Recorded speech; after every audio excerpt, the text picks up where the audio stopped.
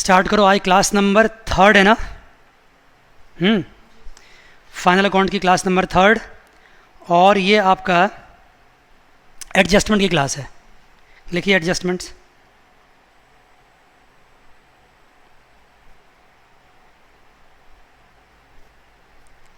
पिछली क्लास तक मैंने कौन कौन से एडजस्टमेंट करा दिए थे, आपको याद है? कौन कौन से मैंने आपको जो करा दिए पहले वो देखो। मैंने पहला एडजस्टमेंट कराया था कौन सा? क्लोजिंग स्टॉक का। दूसरा एडजस्टमेंट क्या कराया था? Outstanding and prepaid.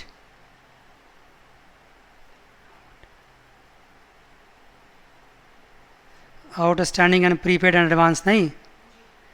तीसरा क्या करवाया था? Depreciation. Then goods on approval.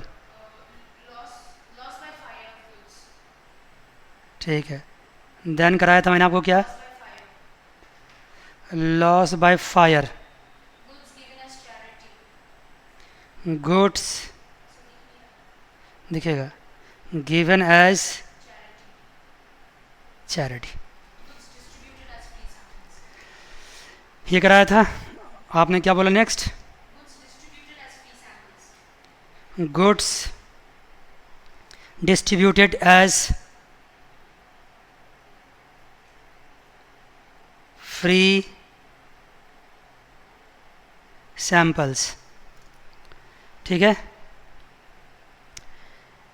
इसके बाद आज का जो एडजस्टमेंट लिखो, आज की क्लास में क्या करवाएंगे आपको हम। सबसे पहले लिखिए आप बैड डेट। ठीक है।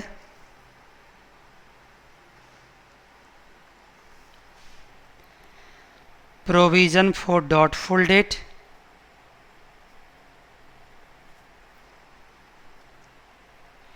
इसी के साथ लिखो डिस्काउंट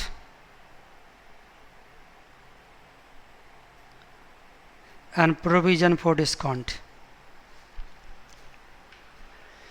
ये 4 एडजस्टमेंट आज हम लोग करेंगे।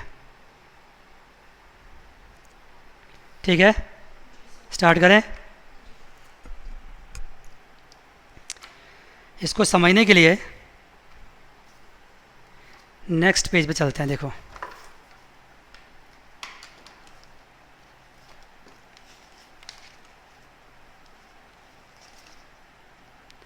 एक छोटा सा ट्रायल बैलेंस बनाओ, छोटा सा।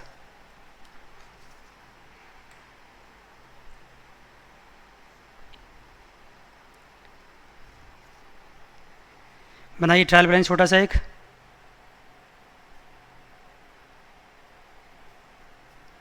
और इसके अंदर ये डेबिट कॉलम है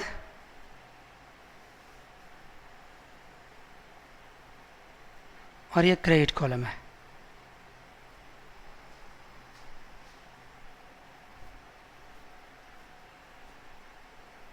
और ये क्या होता है? नेम ऑफ अकाउंट्स या पर्टिकुलर्स। क्यों ये ट्रायल बैलेंस बनाया मैंने? इसके अंदर दिखाइए सबसे पहले बैड डेट, या उससे भी पहले दिखाइए डेटर्स। डेटर्स मान लीजिए अब आपको 50,000। कितना डेटर्स है? 50,000। बैड डेट मान लो आपको दिया हुआ है 3,000। कोई दिक्कत तो नहीं है? बैड डेट के बाद मान लीजिए आपको दे रखा है इसमें प्रोविजन फॉर डॉटफुल डेट्स, और वो कितना है? सपोज कीजिए 2,000 है।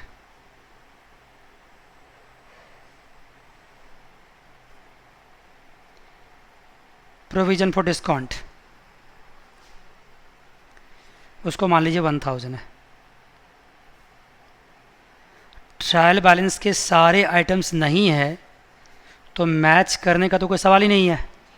ये ट्रायल बैलेंस थोड़ी है, ये तो उसका एक एक्सट्रैक्ट है, पार्ट है उसका। अब देखिए नीचे एडजस्टमेंट में क्या है। हाँ, provision for doubtful debts, provision for discount हमेशा क्रेडिट में होंगे, लेकिन प्रोविज़न फॉर क्रेडिटर्स अगर होता तो कहाँ होता है, फिर डेबिट में होता। एडजस्टमेंट्स देखो क्या है, यहाँ भी लिखा हुआ है बैड डेट, और वो बैड डेट कितना है, 2000 है। ठीक है जी। उसके बाद लिखा हुआ है create provision for doubtful debts @ 10%, @ 10%, create provision for doubtful debts @ 10%। उसके बाद लिखा हुआ है create provision for discount @ further 10%। ये आपका सवाल है विथ 3 एडजस्टमेंट्स।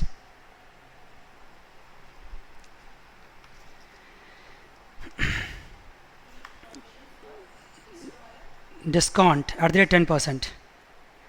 अब बताइए क्या करेंगे आप। सबसे पहले बनाएंगे, देखो बैड डेट का या डेटर्स का ट्रेडिंग अकाउंट से तो कोई मतलब नहीं है, ट्रेडिंग अकाउंट में तो जाएगा ही नहीं है, तो कहाँ जाएगा, P&L में जा सकता है। और ये किसको अफेक्ट करेगा, बैलेंस शीट को। तो बस मैं छोटा सा बना रहा हूँ P&L, छोटा सा बैलेंस शीट। अब आप देखिए, सबसे पहले आपको ट्रायल बैलेंस में क्या दे रखा है, डेटर्स। डेटर्स लिख दिया, कितना डेटर्स है,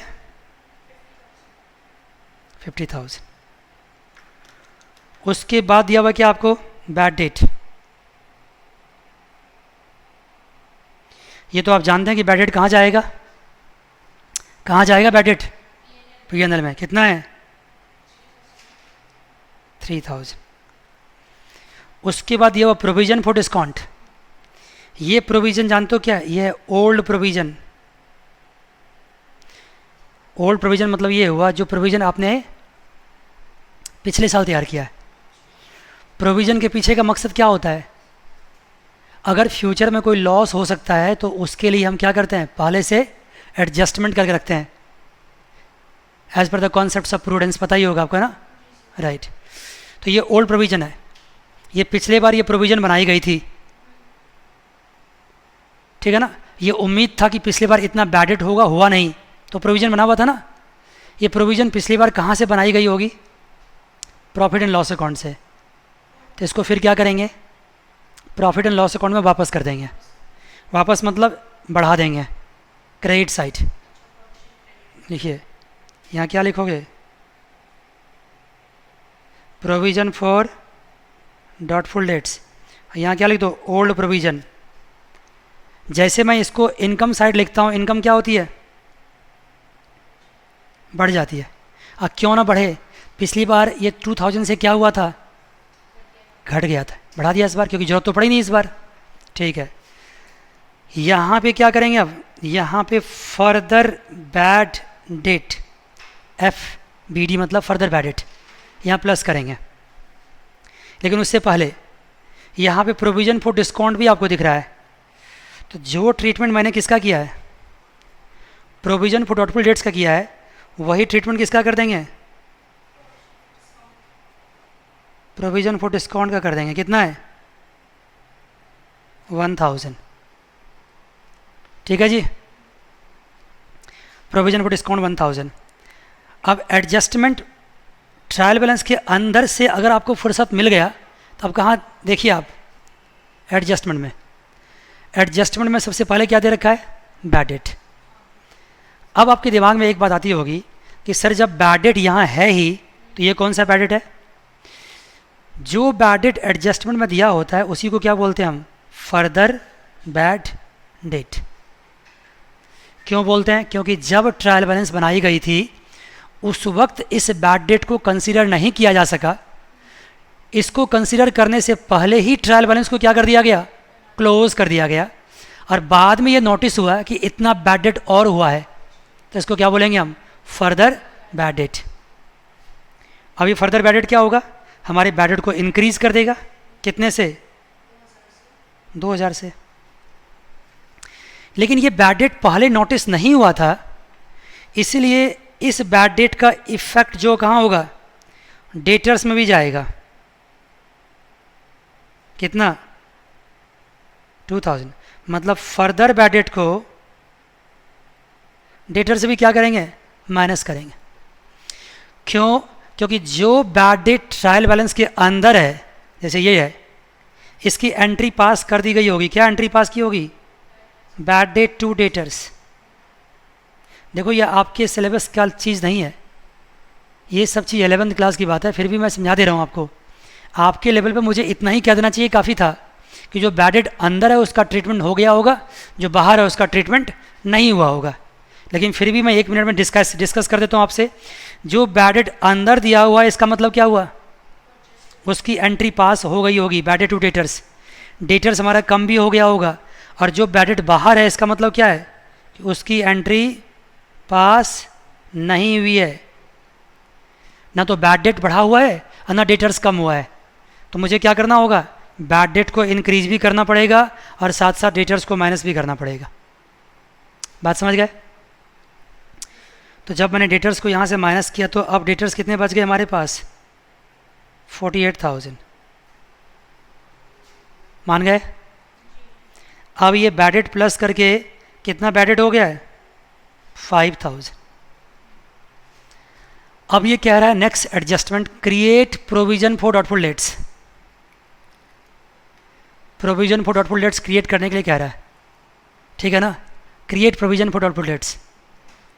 तो इस केस में क्या करेंगे, 1 मिनट में आता हूँ बस।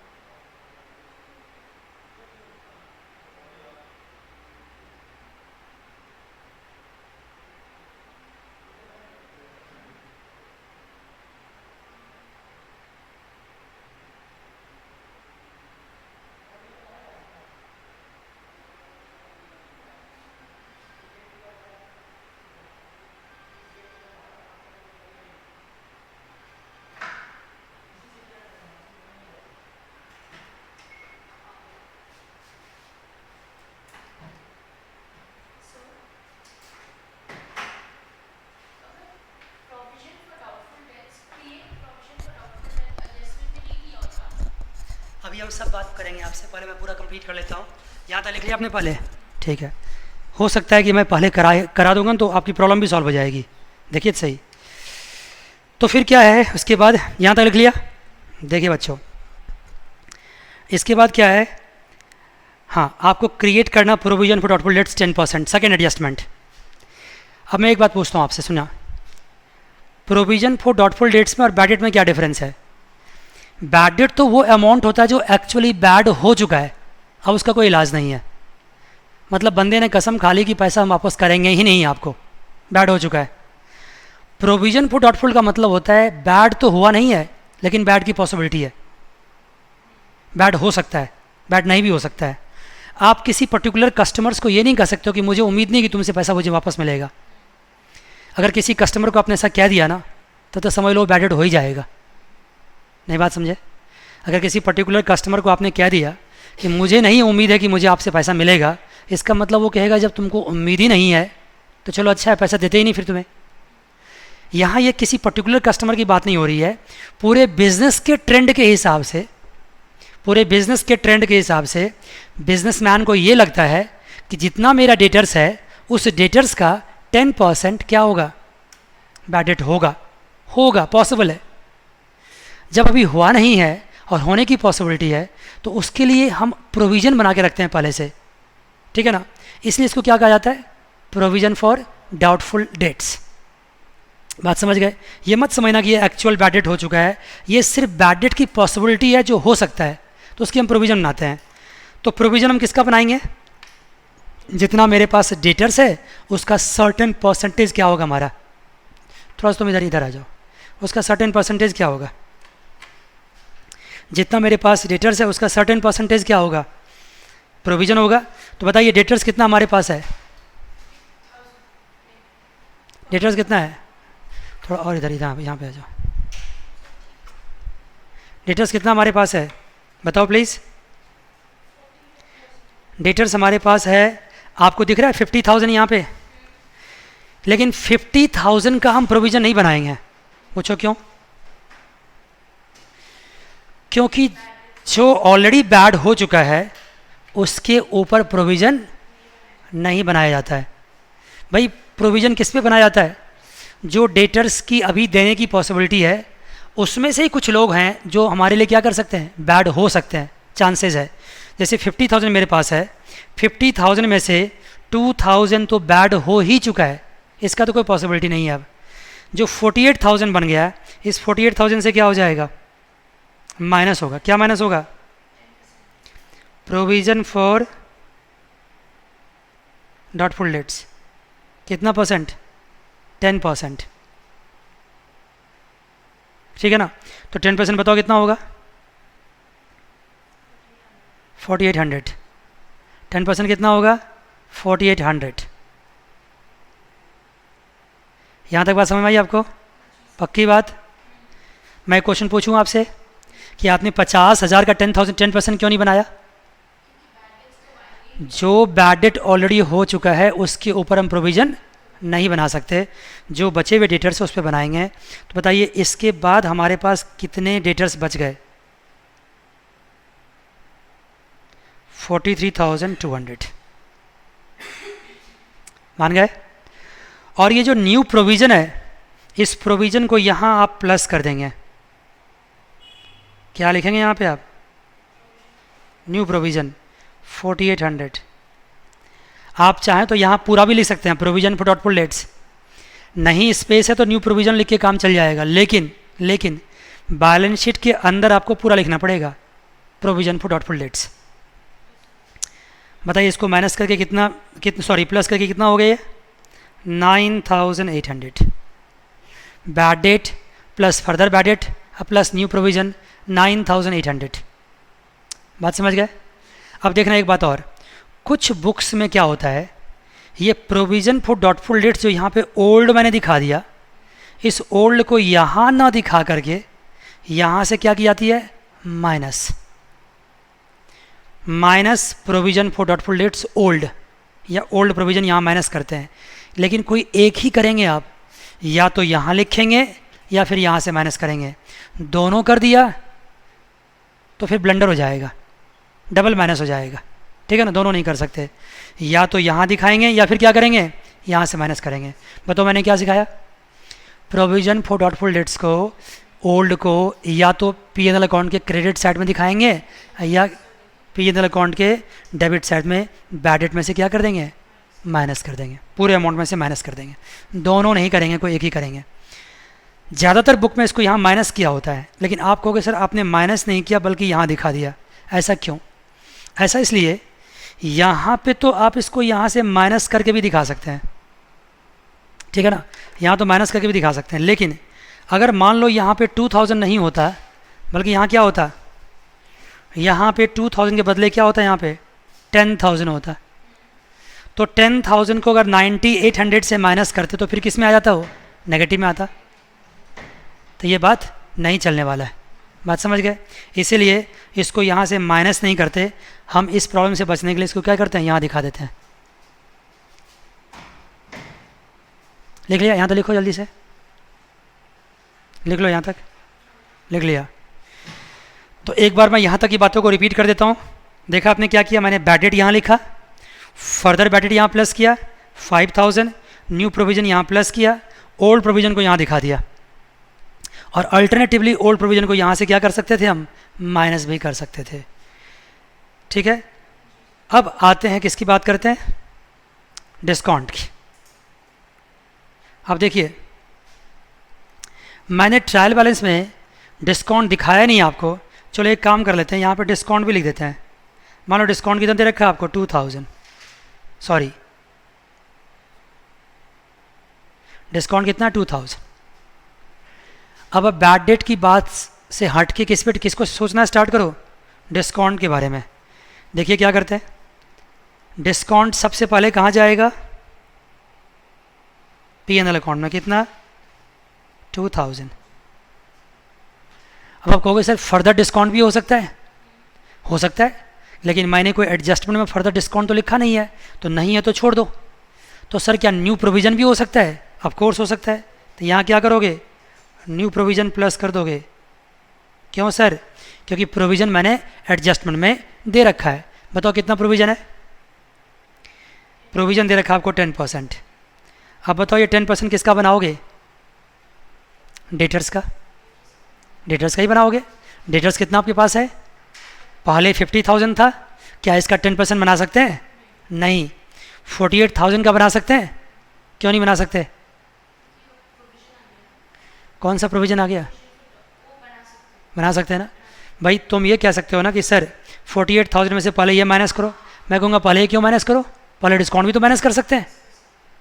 तो 48,000 का ही क्या करेंगे हम, 10% बना देंगे, पक्का ना, गलत। 48,000 का 10% नहीं बनाएंगे। पूछिए क्यों।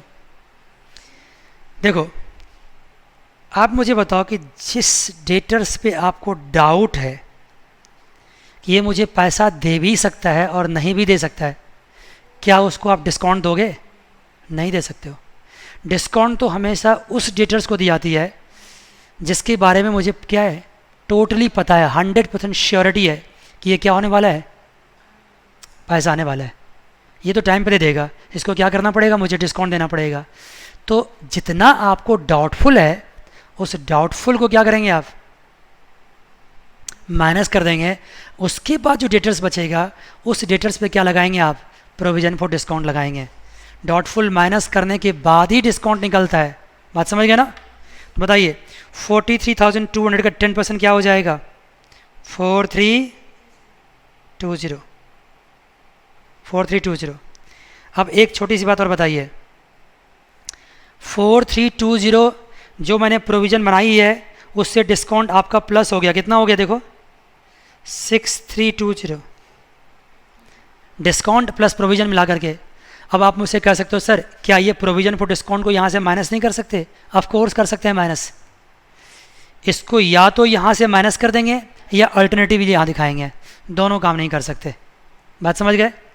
लेकिन इस प्रोविज़न फॉर डिस्काउंट को यहाँ से भी माइनस करेंगे, कहाँ से,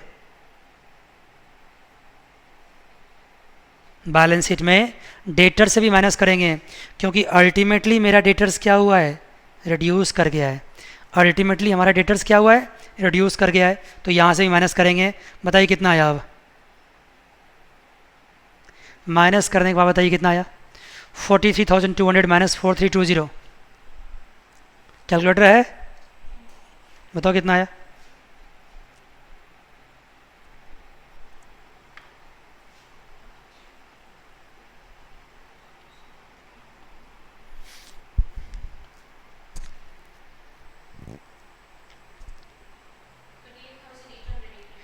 $38,880। अब देखो, अब सारे एडजस्टमेंट्स आपके हो गए, ठीक है ना। अब आप पूछो इसमें क्या पूछना चाहते हो।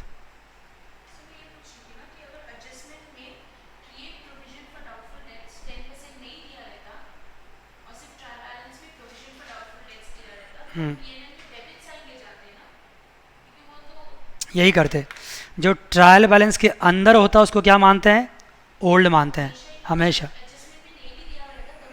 तो भी ओल्ड मानेंगे, ठीक है। यहाँ तक कंप्लीट है बात। ये मैंने मैक्सिमम पॉसिबल एडजस्टमेंट बता दिया इसमें, जो मैक्सिमम पॉसिबल है। जरूरी नहीं कि इतनी सारी बातें एक साथ दे दे आपको करने के लिए, लेकिन एक बात और भी है, और वो बात क्या है कि अगर किसी भी सवाल में आपको बैड डेट प्रोविज़न बनाने के लिए आ जाए या क्रिएट प्रोविज़न फॉर डिस्काउंट आ जाए, तो इस बात को ध्यान रखना कि ये एडजस्टमेंट्स हम सबसे आखिरी में करते हैं। अब आप कहोगे सर क्या क्या एडजस्टमेंट इससे पहले मुझे करना पड़ सकता है, वो सारी बातें आपको हम नेक्स्ट पेज पे करते हैं। देखिए कौन कौन सा एडजस्टमेंट अगर आपको दिया रहेगा तो पहले उसको करना होगा, उसके बाद ये एडजस्टमेंट करेंगे।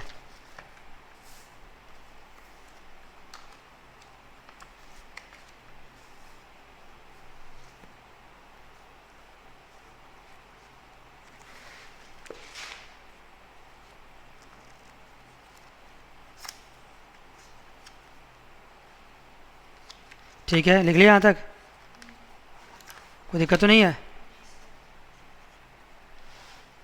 नहीं सर, आइए नेक्स्ट पॉइंट देखिए।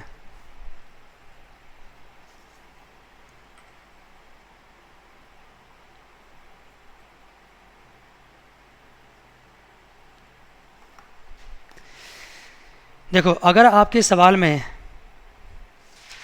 गुड्स ऑन अप्रूवल दे रखा है, मैंने बता रखा है आपको, अगर मान लो कोई कॉमन डेट दे रखा है, कॉमन डेट का मतलब क्या होता है समझो, एक ही बंदा डेटर्स भी है और वही बंदा क्या है, क्रेडिटर्स भी है, तो कॉमन डेट है ना, उसको कैंसिल कर देंगे। अगर मान लो और भी कोई एडजस्टमेंट्स हो सकता है, जैसे मान लो आपने क्या किया है ना, फर्नीचर सेल किया है, उसको सेल्स में प्लस कर दिया, वहाँ से डेटर्स में प्लस कर दिया, कोई भी एडजस्टमेंट्स हो सकता है। मैं कितना एडजस्टमेंट लिखूँ यहाँ पे, या एक्सेट्रा में कर देता हूँ, यहाँ देखना, कोई भी एडजस्टमेंट्स ऐसा होगा जिसको डेटर्स के साथ प्लस या माइनस करना पड़ेगा, तो पहले वो कर लेंगे और उसके बाद जाके क्या करेंगे, प्रोविज़न फॉर डॉटफुल डेट्स का या प्रोविज़न फॉर डिस्काउंट का ट्रीटमेंट करेंगे। जो नेट डेटर्स बचता है लास्ट में, आखिरी में, उस पे ये होता है। ये पॉइंट आप लिख लो कहीं लिखना चाहो तो, all the adjustments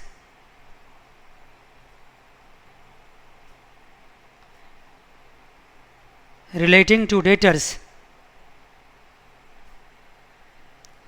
has to be completed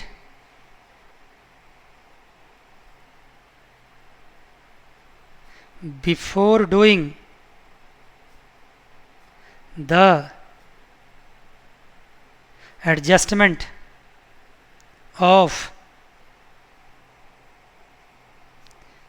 provision for doubtful debts and provision for discount। Provision for doubtful debts and provision discount को ट्रीट करने से पहले जितने भी एडजस्टमेंट्स होगा उन सबको पहले कर लेंगे।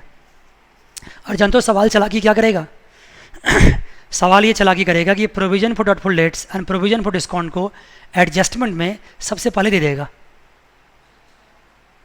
First number, second number, third number दे देगा, और आप फटाफट धड़ाधड़ सवाल पढ़ेंगे और करना स्टार्ट कर देंगे, और जाके 5वें, 6ठे, 7वें पॉइंट पे पता चला कि कुछ एडजस्टमेंट्स थे जिनको पहले क्या करने थे, माइनस करने थे, उसके बाद इसको करना था। इसलिए एडजस्टमेंट को बड़ी तसल्ली से पढ़ना पड़ेगा और प्रायोरिटी सेट करनी पड़ेगी कि पहले क्या करना है और उसके बाद क्या करना है। जितने भी एडजस्टमेंट्स होंगे सबको तसल्ली से पढ़ लेना। प्रोविज़न फॉर डॉक्टर डेट्स को, प्रोविज़न फॉर डिस्काउंट को, ऑन डेटर्स को सबसे आखिरी में करना। ठीक है, चलिए ये एडजस्टमेंट भी आपका कंप्लीट हो गया।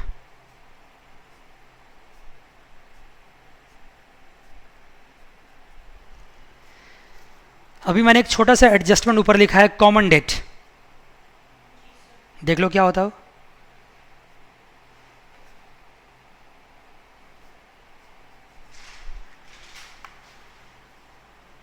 कॉमन डेट क्या होता है?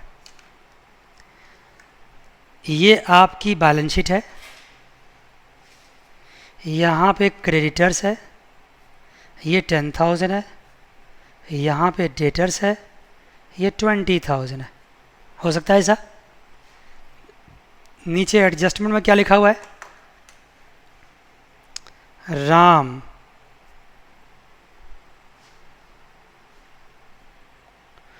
who has to pay to the business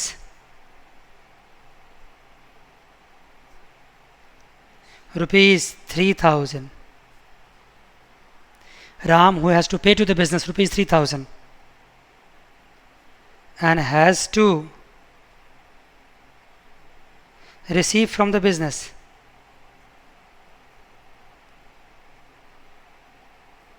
rupees 2,000। क्या समझा आपने? एक ही बंदा राम है, उसको 3,000 रुपीज़ बिजनेस को पे करना है, ठीक है ना। ही ओज टू द बिजनेस, बिजनेस से वो ले रखा है कितना? 3,000 रुपीज़, एंड बिजनेस ओज फ्रॉम राम हाउ मच? 2,000। तो यही राम जो है 3,000 रुपीज़ कहाँ पे इंक्लूड है? डेटर्स में। ये 2,000 कहाँ इंक्लूड है? क्रेडिटर्स में। क्योंकि राम को अगर पे करना है, माने बिजनेस ने अगर पे करना है, तो बिजनेस के लिए क्या हो गया? क्रेडिटर्स। बिजनेस ने अगर पे करना है तो बिजनेस के लिए क्या हो गया? क्रेडिटर्स। तो कहाँ इंक्लूड है? यहाँ इंक्लूड है। और बिजनेस ने अगर रिसीव करना है तो क्या हो गया? डेटर्स। तो कहाँ इंक्लूड है? यहाँ इंक्लूड है। यहाँ कितना इंक्लूड है? 3,000। और यहाँ कितना इंक्लूड है? 2,000। मान गए? डेटर्स में कितना इंक्लूड है? 3,000। मैं लिख देता हूँ ऊपर यहाँ पे इंक्लूडिंग 3,000। और यहाँ कितना इंक्लूड है? एक ही बंदा है। अब बताओ इस ड्रामेबाजी से अच्छा क्या है? इसके हिसाब किताब को क्या कर दिया जाए? सेटल कर दिया जाए। भाई 3,000 तुमसे लेना है, 2,000 तुमको देना है, इसका मतलब क्या है? 1,000 तुमसे लेना है, सेटल कर दें। तो जितना अमाउंट हम सेटल कर सकते हैं उस अमाउंट को क्या बोलते हैं हम? Common date. कितना सेटल कर सकते हैं हम? 2,000। तो यहाँ से क्या करेंगे? कॉमन डेट लिखेंगे 2,000। यहाँ भी क्या लिखेंगे? Common debt 2,000। दोनों साइड से माइनस कर देंगे। ये क्या होगा? 8,000। ये क्या होगा? 18,000। दोनों साइड से क्या कर दिया? माइनस कर दिया। 8,000 और 18,000। कोई दिक्कत तो नहीं है? अब आप कहोगे सर यहाँ से 3,000 माइनस कर दो, यहाँ से 2,000 माइनस कर दो। क्यों कर दूँ? भाई जितना कॉमन है उतना ही क्या करेंगे हम? माइनस करेंगे। अब ये भी मत कर देना कि कॉमन को माइनस करके 1,000 माइनस कर देना दोनों साइड से। दिमाग लगाना। 3,000 2,000 में मिनिमम क्या है? 2,000। तो मिनिमम को ही दोनों साइड से माइनस कर देना, जिससे क्या होगा कि राम का क्रेडिट अमाउंट 2,000 से चला गया, डेबिट भी 2,000 से चला गया, तो अल्टीमेटली क्या बच गया? डेबिट ही बच गया। कितना? 1,000। इसको बोलते हैं कॉमन डेट। अब कुछ एडजस्टमेंट्स मैं अपनी मर्जी से देता हूं जो जनरली सवाल में पूछे जाते हैं।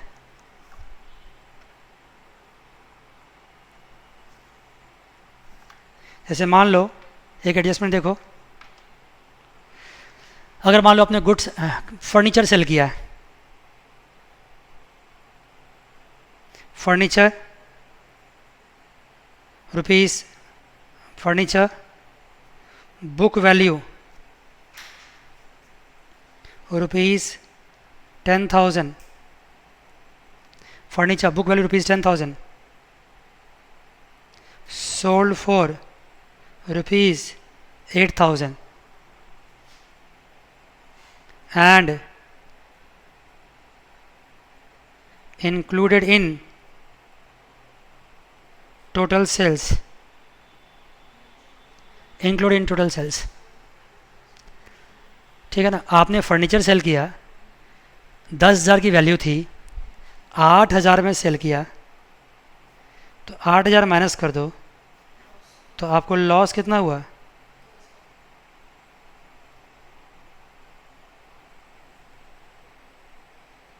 Loss and sale of furniture 2,000 हुआ। मान गए? और उसके बाद जो फर्नीचर की सेल होती है ना, उसको कभी सेल्स में इंक्लूड नहीं करते हैं, उसको सेल्स में नहीं माना। फर्नीचर का सेल सेल नहीं है, गुड्स का सेल सेल है, तो उसको क्या करना पड़ेगा? ट्रेडिंग अकाउंट में जो सेल्स है उसमें से माइनस करना पड़ेगा। सेल ऑफ फर्नीचर कितना? 8,000। जो सेल वैल्यू वहाँ से माइनस कर देंगे 8,000। भाई जो अमाउंट आपको मिला होगा उसी को तो सेल्स माना होगा। क्या अमाउंट मिला आपको? 8,000 का अमाउंट मिला है, तो 8,000 की अमाउंट को आपने गलती से क्या कर रखा है? सेल्स में प्लस कर रखा है, तो आप क्या करोगे? उसको सेल्स में से माइनस कर दोगे। और पीएनएल अकाउंट में क्या करोगे? जो लॉस आपको हुई है वो लॉस को दिखा दोगे, loss on sale of furniture. कितना लॉस हुआ है? 2,000 का। 2,000 यहाँ दिखा दोगे, लिख लीजिए। इसमें और भी कॉम्प्लिकेट हो सकता था, लेकिन मैंने नहीं किया है कॉम्प्लिकेट, क्योंकि क्वेश्चन के साथ तो हम कराएंगे ही आपको, क्वेश्चन में दिया ही रहेगा ये चीज़।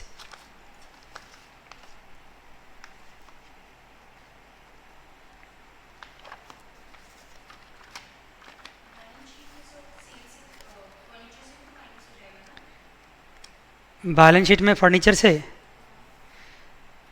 से माइनस हो ही गया होगा ना, या फर्नीचर से माइनस नहीं हुआ तो वहाँ से भी करेंगे। मैंने कहा ना, ये पूरी बातें किस पर डिपेंड करता है कि एडजस्टमेंट में क्या लिखा हुआ है, किस हद तक मिस्टेक्स हुआ है। ये भी हम नहीं कह सकते ना कहाँ तक मिस्टेक हुआ है, ठीक है ना। अगर फर्नीचर से माइनस नहीं हुआ तो फर्नीचर से ही माइनस करेंगे।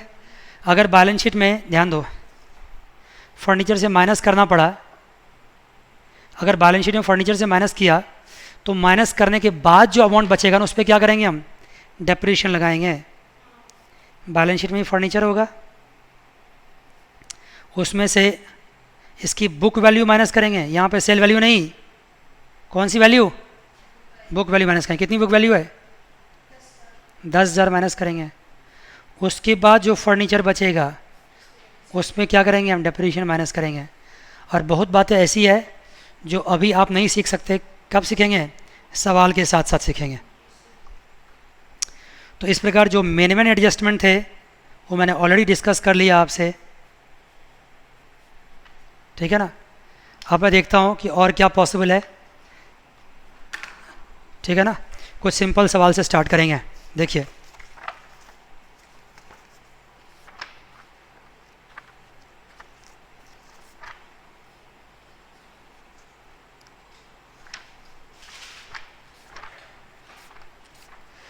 आपके बुक में कुल मिलाकर 22 क्वेश्चंस दे रखे हैं, 28,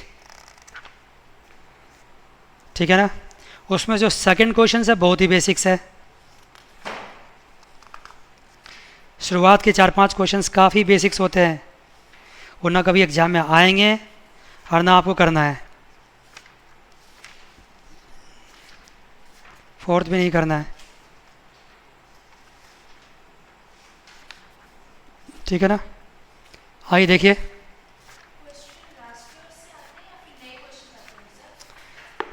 क्वेश्चंस के डिजिट्स चेंज होते हैं लेकिन एडजस्टमेंट तो सब वही होता है, ठीक है। अभी जितना टाइम मेरे पास बचा हुआ है उसमें एक छोटा सा सिंपल सा सवाल हम करते हैं।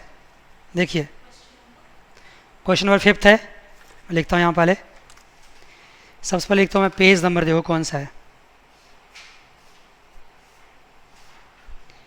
11.52, और ये इलस्ट्रेशन नंबर है 5th।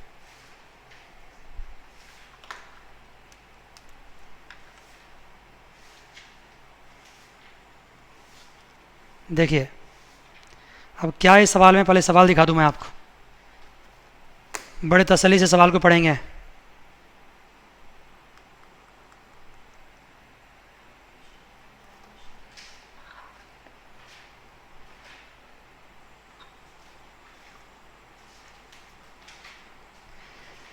देखिए सवाल क्या दिया हुआ है। Following is the trial balance extracted from the book of Akhilesh as on 30 September 2017। Capital दे रखा है, plant and machinery, furniture, purchase and sales, return, opening stock. इसमें से कोई ऐसा पॉइंट नहीं है जो आप नहीं जानते हैं। रिटर्न्स में जो डेबिट में होता है वो सेल्स रिटर्न है, और जो क्रेडिट में है वो क्या है, परचेज रिटर्न है। देखो सवाल, कोई बात नहीं। हाँ हाँ, देखिए उसके बाद ये रखा वो क्या, डिस्काउंट डेबिट में भी है और क्रेडिट में भी है। डेबिट में क्या, डिस्काउंट अलाउड, क्रेडिट में क्या होता है, discount received. Debtors and creditors, debit वाला क्या है, डेटर्स, क्रेडिट वाला क्या है, creditors. Salaries, manufacturing wage, then carriage outward, provision for doubtful debts, rent, rates and taxes, advertisements, cash. कितना सिंपल, देखो एडजस्टमेंट देखिए क्या कहता है। Prepare trading and profit and loss account for the year ended 31st September 2017 and balance sheet as on that date after taking into account the following adjustments।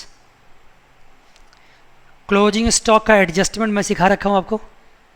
ये outside the trial balance है तो कहाँ कहाँ जाएगा, trading में भी और balance sheet में भी। प्रोविजन फॉर डॉटफुल डेट्स देखो कहाँ दे रखा है, सेकेंड एडजस्टमेंट है। लेकिन मैंने क्या सिखाया था आपको कि आपको अभी नहीं करना है, टिक मार्क करके छोड़ दो और बाद में करना है। लेकिन यहाँ परसेंटेज नहीं है, अमाउंट दे रखा है, ठीक है ना। जब अमाउंट दे रखा होता है तब फिर पंगा नहीं है, तब तो मैं कभी भी मैनेज कर सकता हूँ। परसेंटेज जब होता है तो लास्ट में करना होता है। फिर देखिए डेप्रिसिएशन प्लांट एंड मशीनरी, कोई दिक्कत नहीं है। Proprietor has taken goods worth 5000 for personal use and additionally distributed goods worth 1000 as sample. ये बात आपसे वेरी फर्स्ट क्लास में हुई थी। जो 5000 की पर्सनल यूज़ है वो ड्राइंग्स है, परचेज में से माइनस होगा और ड्राइंग में प्लस होगा, या यूँ कहो कि कैपिटल से क्या हो जाएगा, माइनस। एडिशनली डिस्ट्रीब्यूटेड मतलब ये क्या हुआ, एडवर्टीजमेंट, परचेज से माइनस और पीएनएल में एडवर्टीजमेंट दिखाओगे। Purchase of furniture 920 has been pass through purchase book, furniture में प्लस, परचेज में से minus. On 30th September 2017, it was decided by the management to revalue the machine at 75,000 before charging depreciation। अब देखो ना machinery की value अंदर कितना दे रखा है, अंदर है 78,000। मशीनरी वैल्यू कितनी है, 78,000।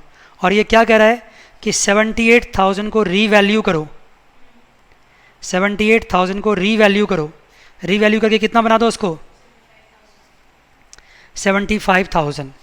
इसका मतलब 3,000 रुपये से क्या हो गया आपका, उसकी वैल्यू कम हो गई, and that is called what, loss on revaluation. Loss on revaluation. तो लॉस ऑन रीवैल्यूएशन जो हुआ है उससे मशीनरी की वैल्यू क्या कर देंगे आप, कम कर देंगे, और साथ साथ इसको कहाँ दिखा देंगे, प्रॉफिट एंड लॉस अकाउंट के डेबिट साइड में। इसके बाद आपकी मशीनरी की वैल्यू हो जाएगी 75,000, और इस 75,000 का कितना परसेंट, 10% आप डेप्रिसिएशन लगाएंगे, यहाँ से माइनस, पीएनएल में डेबिट। बेहद ही आसान सवाल था, आप इसको खुद से डिस्कस कर सकते हैं, ठीक है ना। ये 5th क्वेश्चन आप होमवर्क में ले लीजिए, मैंने सवाल दिखा दिया। अब 1-2 सवाल मैं आपको और भी होमवर्क देता हूँ करने के लिए।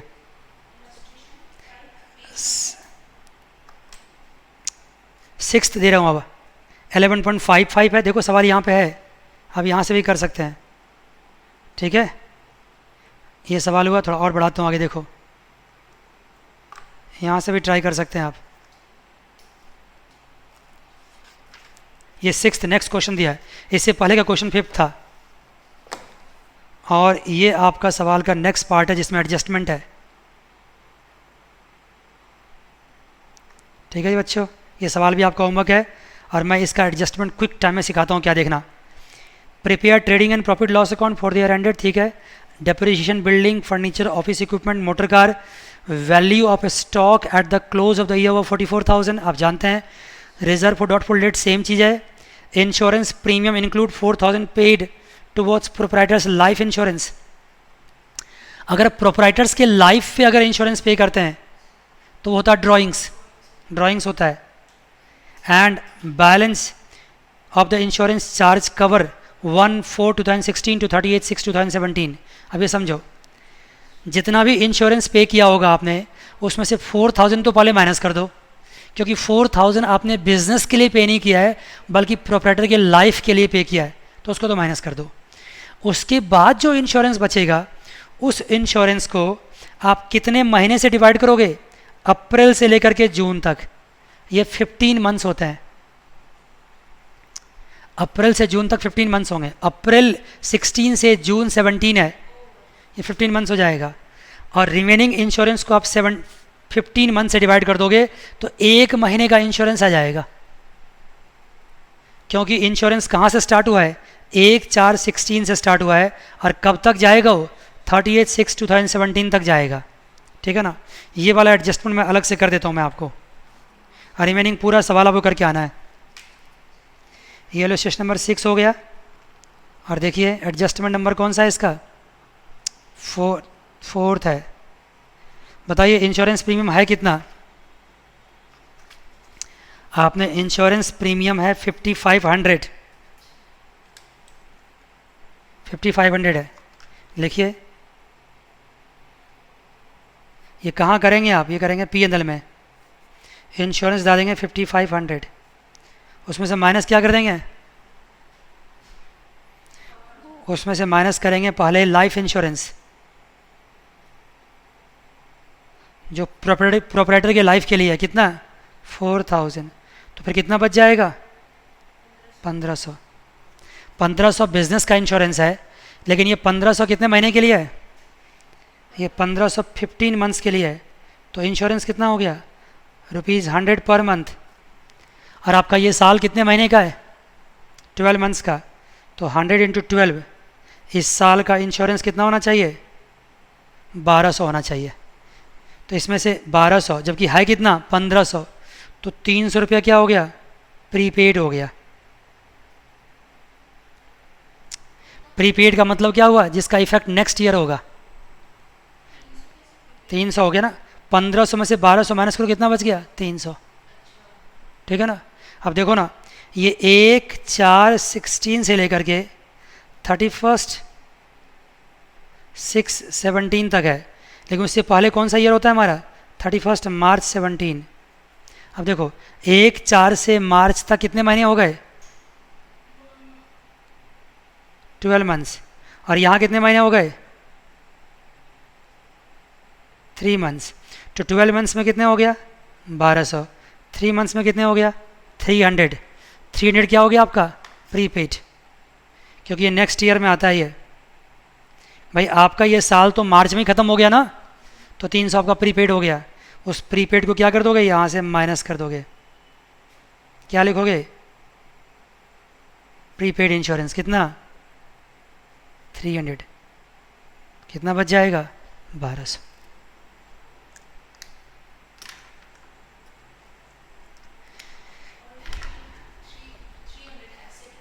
एसेट में भी आएगा, बैलेंस शीट में। ठीक है, तो ये सवाल हुआ आपका।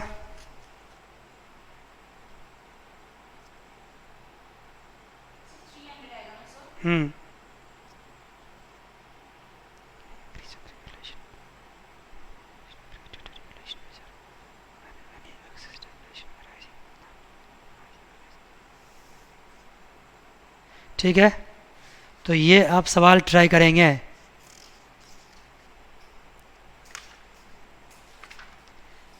आने वाले लगभग 8, 9, 10 तक आप ट्राई कर सकते हैं। 9 तो मैं कर सकता हूँ, खुद कराऊंगा मैं आपको। 8 तक आप ट्राई करके आ सकते हैं। ठीक है, तो आज के लिए इतना ही। अगली क्लास में फिर मिलेंगे। God bless you all, take care, bye bye and see you.